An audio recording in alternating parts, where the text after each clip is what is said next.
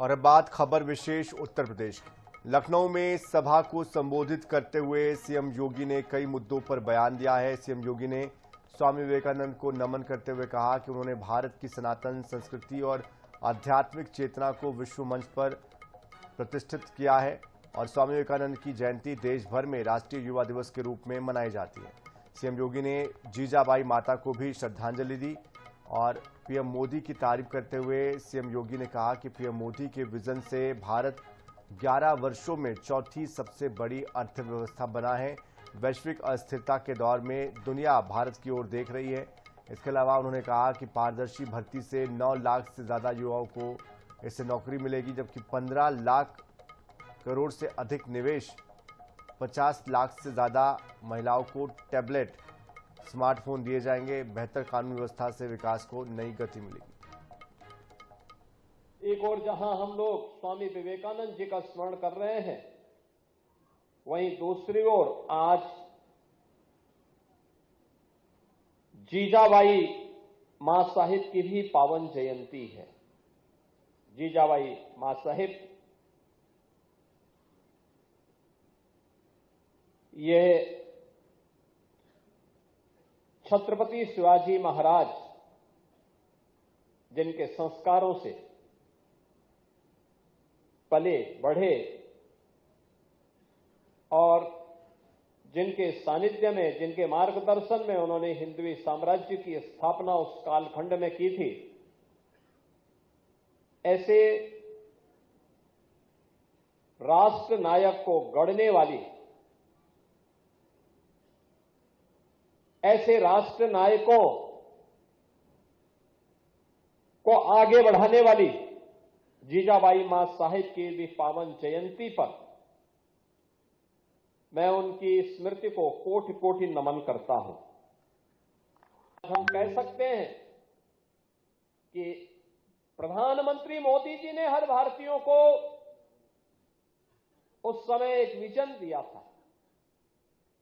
2022 में एक विजन दिया था विकसित भारत का।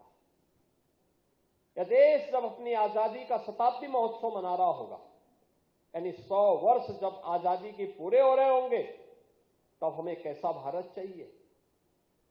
ये भारत वही, याद करिए ना, 11 वर्ष में प्रयास हुआ तो भारत दुनिया की चौथी बड़ी अर्थव्यवस्था बन गया।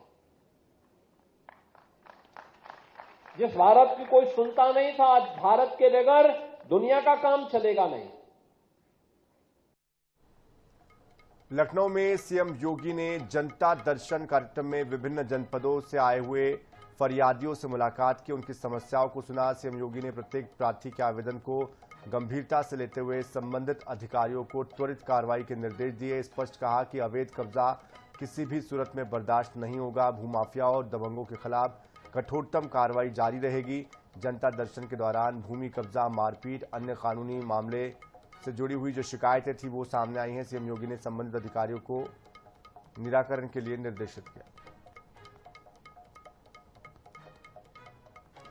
सीएम योगी ने लखनऊ में Uttar Pradesh AI health conference का उद्घाटन किया। इस दौरान उन्होंने कहा कि आर्टिफिशियल इंटेलिजेंस के प्रयोग से उत्तर प्रदेश हेल्थ और इनोवेशन सेक्टर का पावर हाउस बनेगा। इस 2 दिवसीय सम्मेलन में नीति, एआई, हेल्थ केयर और डिजिटल पब्लिक इंफ्रास्ट्रक्चर पर मंथन होगा। सीएम योगी ने कहा कि एआई पेनिट्रेशन से भारत विश्व में पहले स्थान पर आ चुका है, लेकिन साइबर फ्रॉड एक बड़ी चुनौती बना हुआ है, जिसके चलते साइबर लिटरेसी जरूरी है। इसके अलावा उन्होंने ये भी कहा कि भारत जल्द ही एआई सर्विस प्रोवाइडर का ग्लोबल हब बनेगा। 10 लाख युवाओं को एआई से प्रशिक्षित किया जाएगा।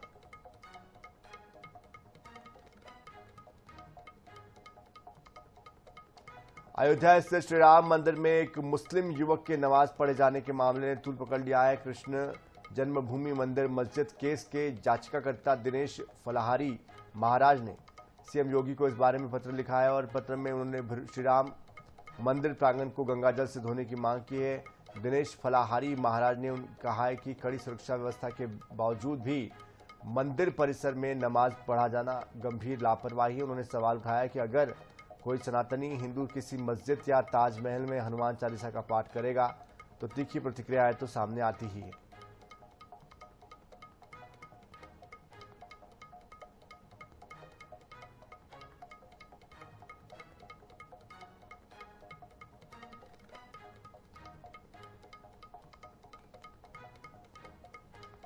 बदायूं में पेयजल संकट को लेकर 3 सभासद पानी की टंकी पर चढ़ गए और नियमित जलापूर्ति न होने और गंदा पानी आने की वजह से नाराज होकर प्रदर्शन किया गया। बताया गया कि कल्याण नगर, ब्रह्मपुर और नई सराय मोहल्ले में 1 माह से ज्यादा पानी की जो समस्या है वो बनी हुई है, लेकिन कोई ध्यान नहीं दिया गया। पानी टंकी पर चढ़ने वाले सभासदों